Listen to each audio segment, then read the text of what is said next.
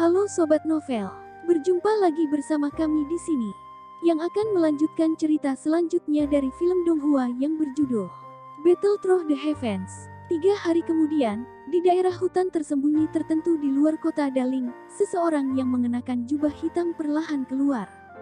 Dia mengangkat kepalanya untuk melihat pejalan kaki sesekali di jalan utama yang bergegas melewatinya. Setelah menentukan arah jalan, dia mengangkat kepalanya dan berjalan menuju jalan utama yang menuju ke selatan. Kecepatan di mana orang berjubah hitam itu tidak secepat itu. Namun, jika orang yang penuh perhatian mengamatinya, mereka akan dapat menemukan bahwa setiap kali langkah kaki orang berjubah hitam itu jatuh, tubuhnya secara aneh akan bergerak lebih dari 1 meter. Adegan itu mirip dengan teleportasi skala kecil yang terjadi, tampak sangat aneh. Orang berjubah hitam yang keluar dari hutan secara alami dan tidak diragukan lagi Xiao Yan yang bersembunyi di dalamnya untuk memperbaiki pil obat yang dia butuhkan. Dengan bantuan Yao Lao selama 3 hari terakhir ini, berbagai pil penyembuhan dan penyembuhan yang telah habis sekali lagi mengisi cincin penyimpanannya. Dengan cadangan pil obat yang cukup, Xiao Yan juga merasa jauh lebih lega. Di benua Doki ini, orang seperti apa yang akan meninggalkan rumah mereka untuk bertualang tanpa menyiapkan pil obat restoratif ini? Bagaimanapun, benda-benda ini digunakan untuk menyelamatkan hidup. Jalan ini mengarah langsung ke perbatasan. Namun, ada 3 benteng militer penting di sepanjang jalan. Kita tidak perlu takut pada gubernur dari 2 benteng pertama, tetapi 30.000 tentara yang kuat dikatakan ditempatkan di benteng terakhir. Selain itu, Wakil Komandan ada mantan penatua dari Mystic Cloud Sect. Dari apa yang orang-orang di rumah lelang primer katakan, tampaknya dia disebut Meng Li. Kekuatannya ada di kelas Dowling. Karena perintah buronan Mystic Cloud Sekte telah mencapai kota Daling, saya berpikir bahwa mantan tetua Mystic Cloud Sekte ini seharusnya juga menerimanya sekarang. Xiao Yan dengan lembut berjalan pada kecepatan yang tidak cepat atau lambat, sementara tubuhnya aneh berkedip di jalan utama. Namun, di dalam hatinya, dia berulang kali menghitung bagaimana cara berhasil meninggalkan kekaisaran Jiama. Saat ini, sulit bagiku untuk bergerak 1 inci pun di kekaisaran Jiama. Saya takut bahwa Yun San akan menebak bahwa saya akan melarikan diri dari kekaisaran. Dalam hal ini, ia secara alami akan lebih fokus pada pos pemeriksaan akhir perbatasan semacam ini. Mungkin saja Meng Li telah lama menerima pesan khusus Yun San. Dari kelihatannya, ingin pergi dengan mudah dari sana mungkin sulit. Wajah Xiao Yan sepenuhnya tertutup di bawah bayang-bayang. Ketika dia memikirkan hal-hal yang merepotkan, alis Xiao Yan tidak bisa membantu tetapi merajut bersama. Tembok kota benteng perbatasan itu hampir sebesar gunung kecil. Pasti ada kekuatan besar pemanah yang berpengalaman dalam mengendarai dan menembak di dalam benteng serta penghalang penginderaan energi khusus.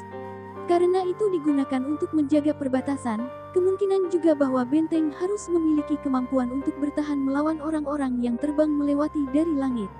Kalau tidak, jika perang pecah, apakah orang-orang kuat di negara lain bisa datang dan pergi sesuka hati? Sepertinya ingin melewati pos pemeriksaan terakhir semudah aku melewati kota Daling mungkin sedikit mustahil. Xiao Yan dengan lembut menghela nafas saat dia menggelengkan kepalanya, merasa sedikit kesal. Di dalam kekaisaran Jiama, ada perintah militer. Terbang dilarang di langit dekat salah satu benteng militer penting di samping perbatasan. Jika ada yang ditemukan, kemungkinan mereka akan menerima pukulan destruktif dari semua arah.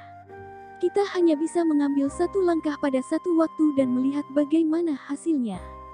Jika itu benar-benar mustahil, maka kita hanya bisa mengambil risiko dan secara paksa menagih masa lalu. Xiao Yan menggelengkan kepalanya dan berhenti membayangkan skenario yang berbeda. Sebaliknya, ia memusatkan seluruh perhatiannya untuk mempercepat perjalanannya. Meskipun jarak dari kota Daling ke perbatasan Jiama tidak pendek, ini hanyalah sesuatu yang kecil, relatif berbicara. Jika orang biasa berjalan beberapa ratus kilometer ini, orang pasti tidak akan dapat mencapai perbatasan tanpa 10 hari hingga setengah bulan. Bahkan dengan kecepatan Xiao Yan dan penggunaan yang tenang dari Purple Cloud Wings untuk terbang selama beberapa waktu di sepanjang jalan, butuh 3 hari untuk melewati 2 benteng yang ada di sepanjang jalan. Seperti Xiao Yan harapkan, tidak adanya orang dari Mystic Cloud Sekte dalam eselon atas kepemimpinan 2 benteng berarti bahwa perintah yang dicari, yang tidak diakui oleh keluarga kekaisaran, tidak ditempatkan di mana-mana seperti halnya di kota Daling. Pasukan yang ditempatkan di sana juga tidak memperhatikan perintah yang diinginkan. Ini memungkinkan Xiao Yan untuk berhasil melewati sempit kedua benteng tanpa bahaya. Meskipun dia telah berhasil melewati dua benteng, perasaan Xiao Yan tidak sedikit pun rileks karena ini. Ini karena dia tahu bahwa yang paling merepotkan adalah benteng besar terakhir yang dikenal sebagai Zhenggui Pass. Sebagai benteng militer di perbatasan kekaisaran dengan tujuan menakut-nakuti kekuatan negara lain, itu tidak akan berlebihan untuk menggambarkan pertahanan di sana sebagai jaring. Semua prajurit yang ditempatkan di sana benar-benar memiliki pengalaman medan perang berdarah dan berapi-api.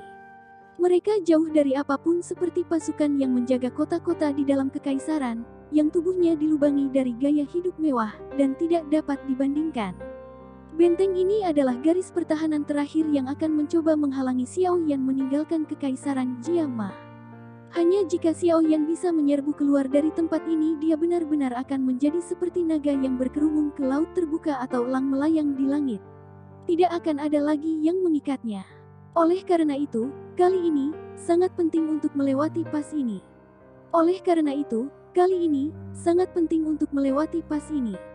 2 hari setelah melewati benteng kedua, benteng raksasa itu, yang seperti binatang prasejarah raksasa yang berdiri di perbatasan kekaisaran Jiama, akhirnya muncul di garis pandang Xiao Yan.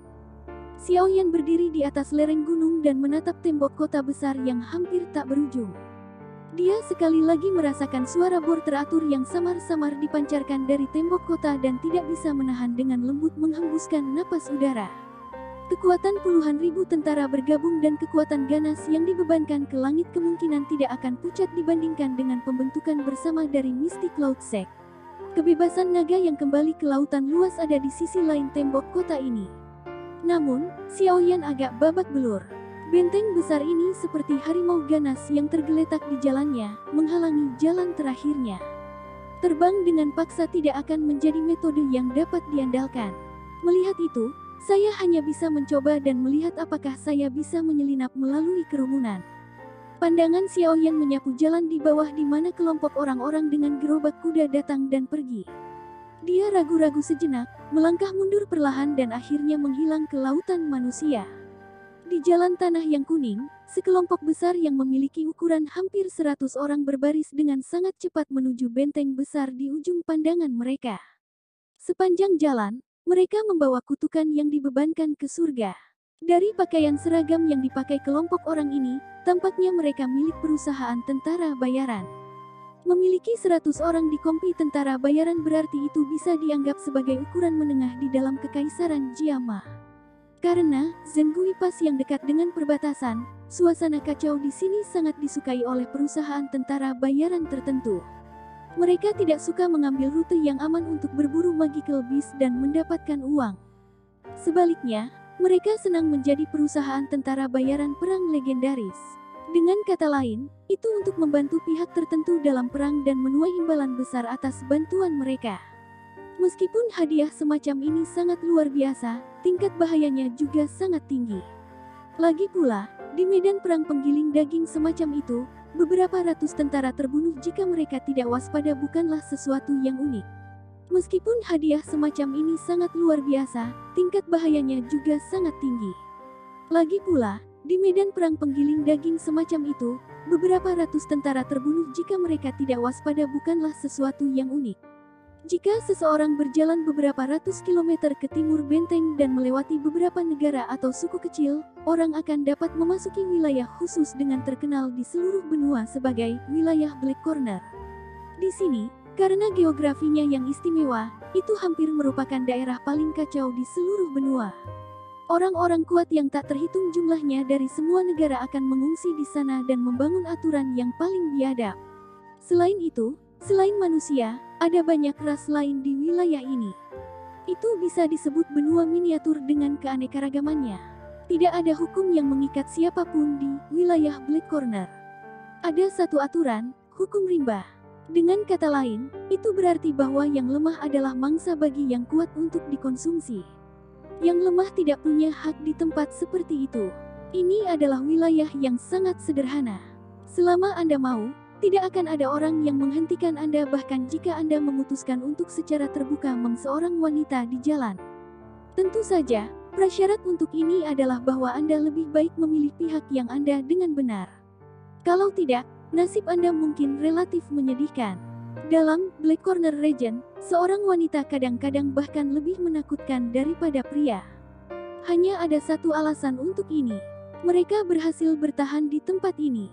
Selain itu, Black Corner Region juga bisa disebut sebagai titik pertukaran informasi di dalam benua. Sejumlah besar informasi mengalir keluar dari tempat ini setiap hari.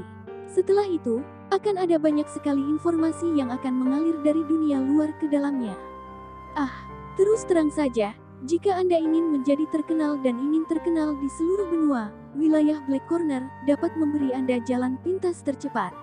Tentu saja, prasyaratnya adalah Anda harus memiliki kekuatan dan modal yang cukup. Kalau tidak, hidup Anda akan hilang bahkan sebelum nama Anda bisa meninggalkan tempat ini. Sebagai daerah kacau yang terkenal di seluruh benua, wilayah sudut hitam juga cocok dengan reputasi ini. Setiap hari, akan ada orang kuat sekarat dan setiap hari, akan ada orang kuat yang berkerumun di luar. Wilayah ini dipenuhi dengan kematian, tetapi juga dipenuhi dengan tantangan dan godaan. Di tempat seperti ini, hal-hal yang sulit dilihat seseorang di dunia luar, seperti metode ki kelas tinggi, teknik do, dan berbagai jenis pelindung magis, kuali obat, bahan obat, obat tingkat tinggi, dapat menyebabkan orang melihat sampai mata mereka linglung. Selain itu, dikabarkan bahwa di ki kelas metode telah muncul 2 kali dalam rumah lelang, wilayah Black Corner. Selain itu, Black Corner Region juga bisa disebut sebagai titik pertukaran informasi di dalam benua. Sejumlah besar informasi mengalir keluar dari tempat ini setiap hari. Setelah itu, akan ada banyak sekali informasi yang akan mengalir dari dunia luar ke dalamnya.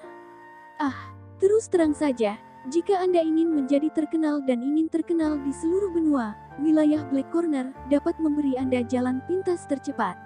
Tentu saja, prasyaratnya adalah Anda harus memiliki kekuatan dan modal yang cukup. Kalau tidak, hidup Anda akan hilang bahkan sebelum nama Anda bisa meninggalkan tempat ini. Sebagai daerah kacau yang terkenal di seluruh benua, wilayah sudut hitam juga cocok dengan reputasi ini. Setiap hari, akan ada orang kuat sekarat dan setiap hari, akan ada orang kuat yang berkerumun di luar. Wilayah ini dipenuhi dengan kematian, tetapi juga dipenuhi dengan tantangan dan godaan. Di tempat seperti ini, hal-hal yang sulit dilihat seseorang di dunia luar, seperti metode ki kelas tinggi, teknik do, dan berbagai jenis pelindung magis, kuali obat, bahan obat, obat tingkat tinggi, dapat menyebabkan orang melihat sampai mata mereka linglung. Selain itu, dikabarkan bahwa di ki kelas metode telah muncul 2 kali dalam rumah lelang, wilayah Black Corner. Tentu saja, jika seseorang ingin mendapatkan semua hal ini, ia harus membayar harganya. Harga ini bisa dalam koin emas atau mungkin pertukaran menggunakan hal-hal lain. Singkatnya, pasti tidak akan ada sesuatu seperti kue yang jatuh dari langit di dalam wilayah sudut hitam. Mencintai kekacauan dan condong ke kegelapan tampaknya menjadi faktor yang tersembunyi di dalam umat manusia. Oleh karena itu, meskipun orang tahu bahwa daerah ini diselimuti oleh udara bahaya, masih ada banyak orang yang mengerumuni gelombang demi gelombang ke tempat ini.